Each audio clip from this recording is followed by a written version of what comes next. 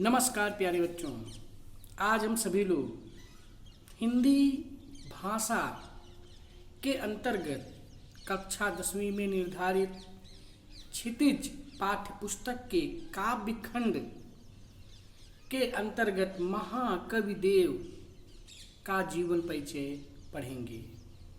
महाकवि देव हिंदी भाषा के रीतिकाल के सर्वश्रेष्ठ श्रृंगारिक कवि माने जाते हैं। रीतिकाल को 3 भागों में विभाजित किया गया है: रीतिबद्ध, रीति सिद्ध और रीति मुक्त। उसमें से रीति सिद्ध काव्य धारा के अंतर्गत महाकवि देव को श्रेष्ठ कवियों में इनकी गणना की जाती है।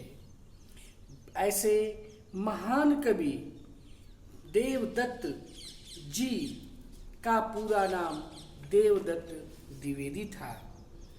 इनका जन्म 1730 ईस्वी में हुआ था। ये देवरिया कान्यकुब्ज द्विवेदी ब्राह्मण से संबंधित थे, अर्थात इनका जन्म देवरिया कान्यकुब्ज द्विवेदी ब्राह्मण परिवार में हुआ था। इस तरह से ये देवदत्त द्विवेदी जी कान्यकुब्ज द्विवेदी ब्राह्मण थे। इनका निवास स्थान उत्तर प्रदेश राज्य के इटावा नामक स्थान पर है। देवदत्त जी ने अपनी रचनाओं की रचना एक जगह पर ना करके ये विभिन्न राजाओं के राज दरबार में रह करके की। उनकी रचना अष्टयाम औरंगजेब के पुत्र आजम शाह के यहाँ पूरी हुई। इनकी दूसरी रचना भवानी विलास राजा सीताराम के यहाँ पूरी हुई। इनकी रचना रस विलास राजा भोगीलाल के यहाँ पूरी हुई। इस तरह से हम कह सकते हैं कि देवदत्त द्विवेदी जी ने अपनी रचनाओं को एक आश्रयदाता के यहाँ ना करके उस समय के विभिन्न आश्रयदाताओं के आश्रय में रह करके इन्होंने अपनी रचनाएं पूरी की। ऐसे महान कवि देवदत्त द्विवेदी जी के पिता का नाम पंडित बिहारी लाल द्विवेदी था। इनकी कुल प्राप्त रचनाओं की संख्या 15 है। वैसे विभिन्न किताबों में देवदत्त द्विवेदी जी की कुल रचनाओं की संख्या 72 मानी जाती है, लेकिन प्रामाणिक रूप से जो इनकी रचनाएं प्रकाशित की गई हैं उनकी संख्या सिर्फ 15 है, जिसमें भाव विलास, अष्टयाम, भवानी विलास, रस विलास, प्रेम तरंग, देव शतक इत्यादि निम्न है। देव ने काव्य में श्रृंगार रस की प्रधानता है। इन्होंने अपनी काव्य में श्रृंगार रस की सुंदरता पूर्वक वर्णन किया है। इन्होंने अपनी रचना प्रेम चंद्रिका में श्रृंगार रस का जो उत्कृष्ट वर्णन किया है उसको पढ़ करके पाठक मंत्रमुग्ध हो जाता है। और इस तरह से देव शतक में भी इन्होंने भक्ति और वैराग्य का वर्णन किया है। इनकी काव्य भाषा शुद्ध ब्रज भाषा है। महाकवि देव रीति सिद्ध काल के सर्वश्रेष्ठ कवि ब्रज भाषा के कारण ही चुने गए। इनकी रचनाओं में कहीं कहीं राजस्थानी, बुंदेलखंडी तथा अवधी भाषा के शब्द भी मिलते हैं। इस तरह से ऐसे महान कवि देवदत्त ने अपनी रचनाओं में कवित्त, सवैया, दोहा, घनाक्षरी इत्यादि छंदों का भी प्रयोग किया है। इनके काव्य में अलंकारों में उपमा, रूपक, उत्प्रेक्षा, यमक, अनुप्रास, श्लेष इत्यादि का बड़ा ही मनोरम चित्रण प्रस्तुत किया गया है। महाकवि देव अलंकारों के प्रयोग में दक्ष माने जाते हैं।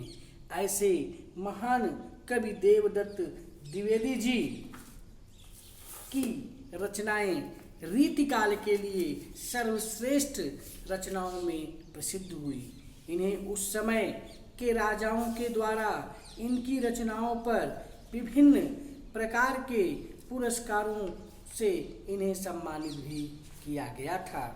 ऐसे महान कवि देवदत्त द्विवेदी जी के विषय में हिंदी साहित्य में विभिन्न प्रकार की प्रशस्तियाँ उल्लिखित हैं।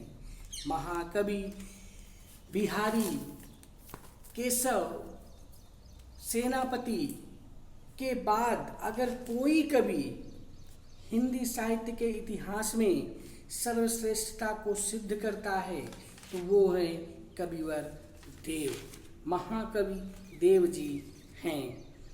देव जी की रचनाओं में भाव सौंदर्य और काव्य कौशल दोनों का समन्वय मिलता है।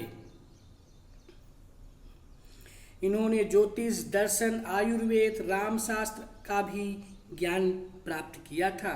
इनके काव्य में अनुभूति की सच्चाई, आत्माभिव्यंजना, भाव गंभीर, रसनीयता, गीतमयता आदि विशेषताएं देखी जा सकती हैं।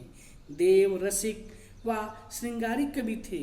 इन्होंने श्रृंगार के संयोग और वियोग दोनों पक्षों का वर्णन किया है, किंतु संयोग श्रृंगार में इन्हें विशेष रूप से सफलता प्राप्त हुई है। इन्होंने भाव सौंदर्य के अद्भुत चित्र प्रस्तुत किए हैं।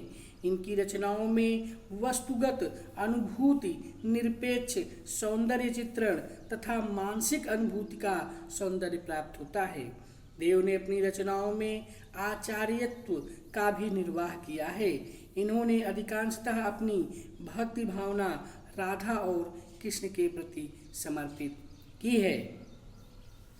देव प्रतिभा संपन्न कवि थे। इन्होंने भाव पक्ष और कला पक्ष दोनों का ही सशक्त प्रयोग किया है। इन्होंने मुख्यतः साहित्यिक ब्रज भाषा का प्रयोग किया है। इन्होंने तत्सम शब्दों का भी प्रचुर मात्रा में प्रयोग किया है।